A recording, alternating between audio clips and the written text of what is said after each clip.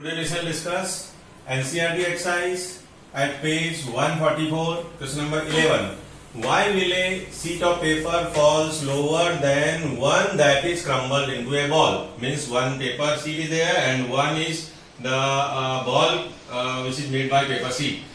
This is because air offer resistance due to friction to the motion of falling an object.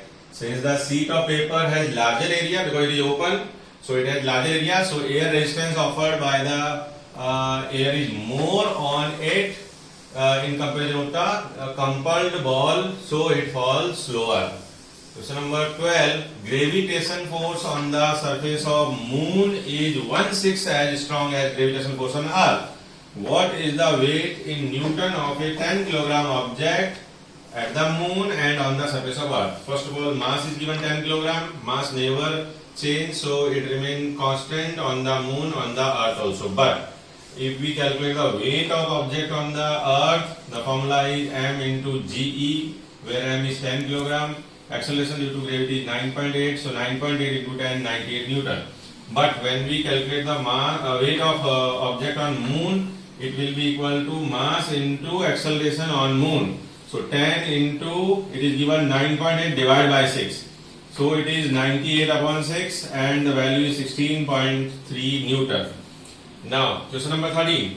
A ball is thrown vertically upward with a velocity of 49 meter per second. Calculate, first of all, maximum height to which it reach and to which it rise, and the second part, total time to take it take to return on the surface of earth. In first part, first of all, u is given 49 meter per second. Small g means acceleration due to gravity is negative in nature because the speed goes on decreasing when we throw in upward direction. Actually, it is just opposite to the force of attraction. That is why g is 9.8 meter per second square. But the final velocity will be 0. Means that after certain height it will stop and then it come down. So we can apply third equation of motion, v square minus u square is equal to 2gs.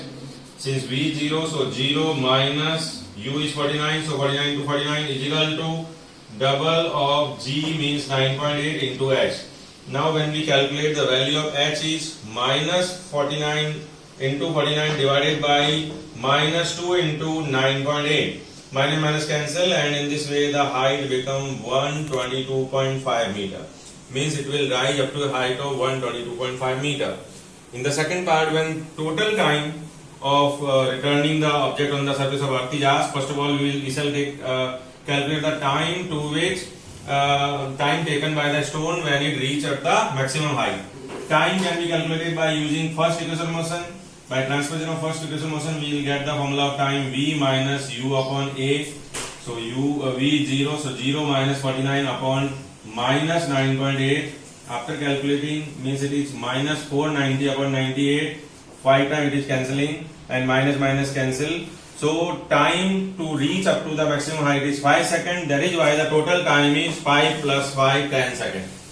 Means time is equal. Whatever time the stone take to rise up to h height, the same time is taken by the stone when it reach on the surface of earth, because the acceleration due to gravity, magnitude of acceleration due to gravity is same while going up and while coming down.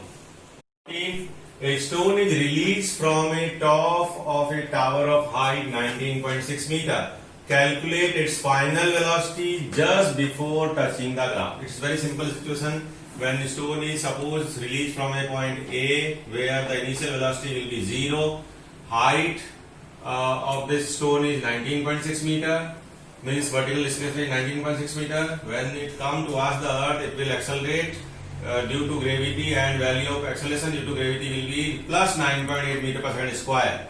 Now we can use the third equation of motion, v square is equal to u square plus 2gh, where u is 0, so we can place the value of 2 and 9.8 and height is 19.6. So v square will be double of 9.8 is 19.6. So v square is 19.6 into 19.6. Now value of v will be square root of 19.6 into 19.6 and its square root will be only 19.6 meter per second. Question number 15. A stone is thrown vertically upward with an initial velocity of 40 meter per second. This time the stone is thrown with a speed of 40 meter per second. Taking g as 10 meter per second square, find the maximum height reached by the stone and what is the net displacement and total displacement covered by the stone. First of all, we shall calculate the maximum height of the stone. In this situation, since we have thrown the body with a speed of 40 meter per second, so u is given. G will be minus 10 meter per second square because it is moving against the gravity. Height we have to calculate, and at which the maximum height, when the stone reach at a maximum height, its final velocity will be 0. So here third equation motion we can apply. V square minus u square is equal to 2gs. V 0, u is 40, so 40 into 40 minus 40 into 40 is equal to double of minus 2 into h.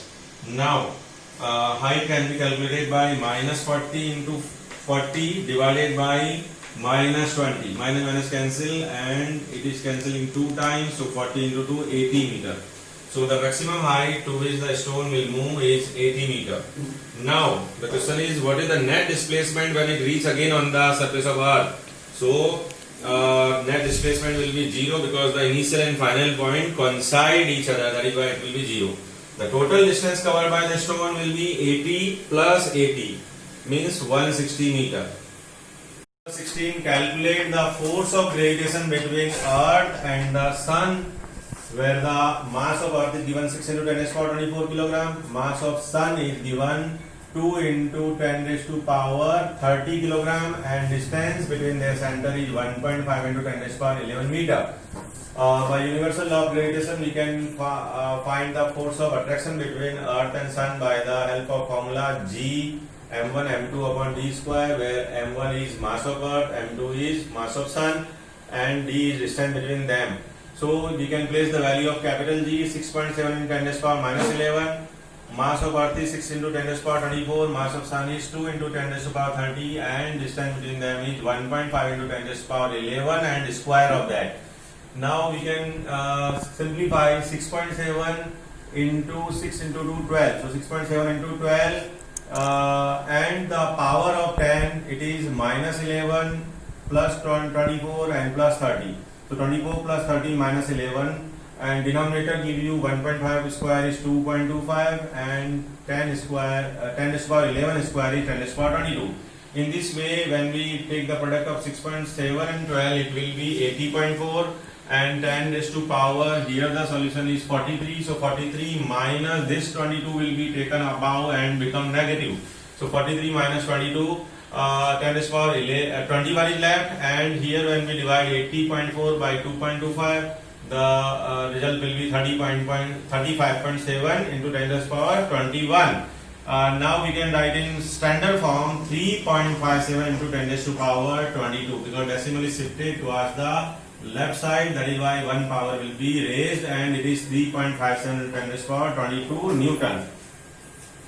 A stone is allowed to fall from the top of a tower of 100 meter height, and at the same time another stone is projected vertically upward from the ground with a velocity of 25 meter per second. Calculate when and where the two stones meet. First of all, stone A, which is released from a 100 meter high, it will move towards the surface, so its initial velocity is 0. The another stone which is thrown vertically upward with a speed of 25 meter per second, so its u is 25 meter per second, it will move upward. The stone which is coming in downward direction, its acceleration we will consider as plus 10 meter per second. The stone which is moving upward, its acceleration will be obviously minus 10 meter per second.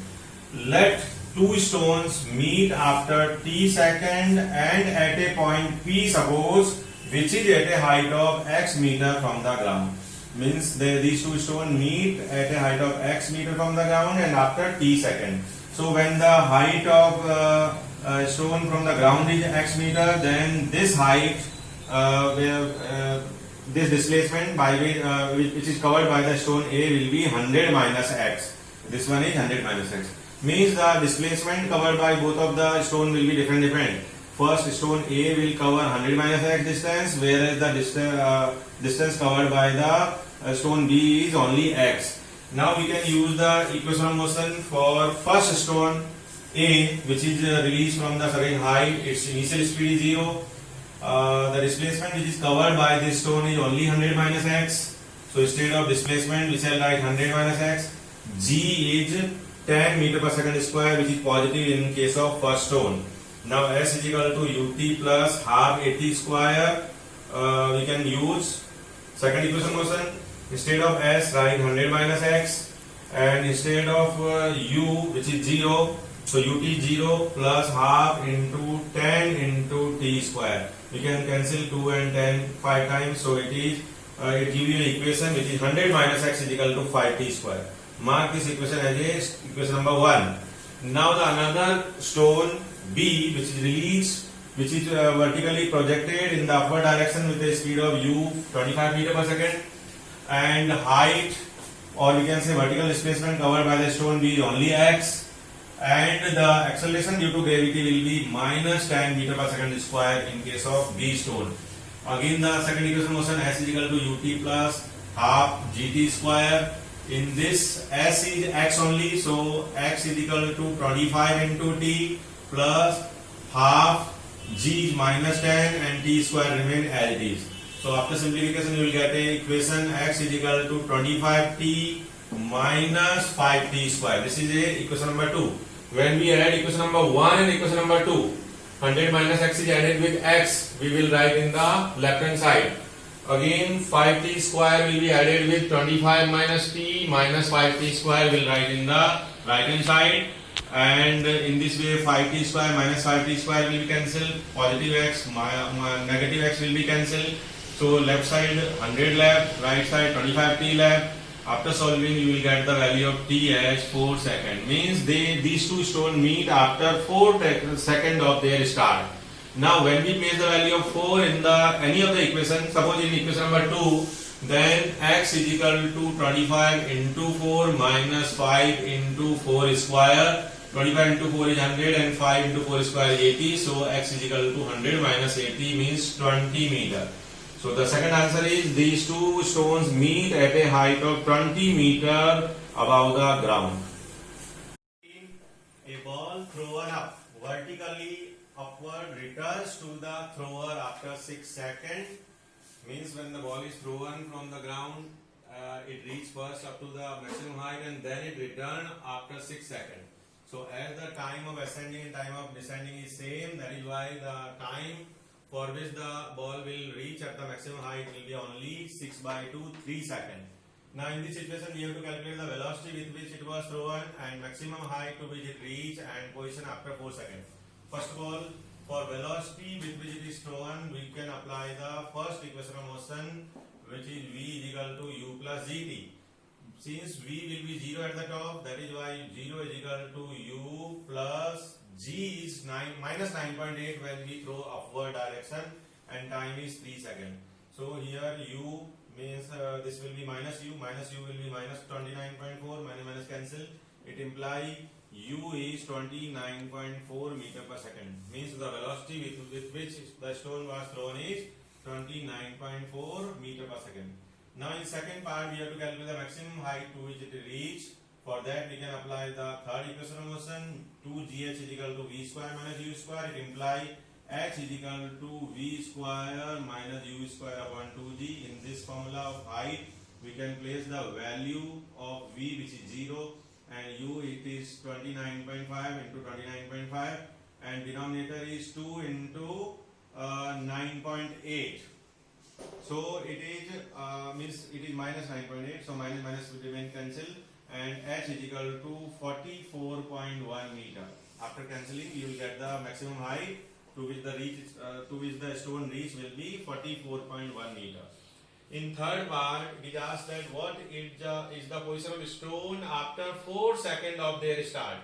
As we know, after 3 seconds the stone will reach at the point maximum height, and then in next 1 second it will do the return journey. So in return journey the displacement covered by the stone in next 1 second is x.